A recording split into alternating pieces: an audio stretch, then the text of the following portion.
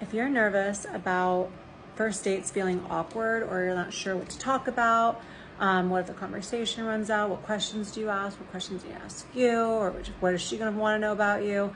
If you feel awkward around potential first date conversation topics, I always tell people have like 3 to 5 things that have happened to you recently in the last couple weeks or so that you're really excited about. Maybe you got a new job opportunity, or you interviewed with a really cool company, or you just had your niece's 3rd birthday. You did a really cool bike ride. You just got back from a trip. You read a really cool book or a new podcast that you got into, anything that's kind of making you feel excited.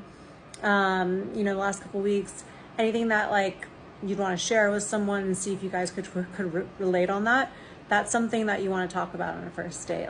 Don't make it like an interview. So where do you work? What do you do for fun?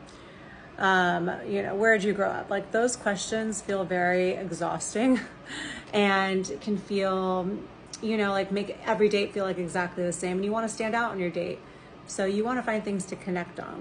What are really, people say I want someone who has good values. What are those values?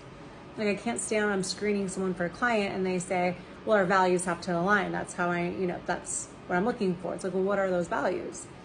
So really think about what are your values, write them out. Maybe it's about having a family, living in the suburbs near your family where you grew up, having, a dog.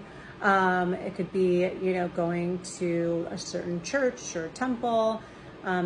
It could be, donating a certain amount of money to charity every year. There's a lot of different things that could be important to you, living a plastic-free life. A lot of people are into the environment. What are your values? And that's what you should be talking about on a date. Those are the questions you should be asking to figure out if you are aligned. And that's honestly a way more interesting conversation than, what do you do for work?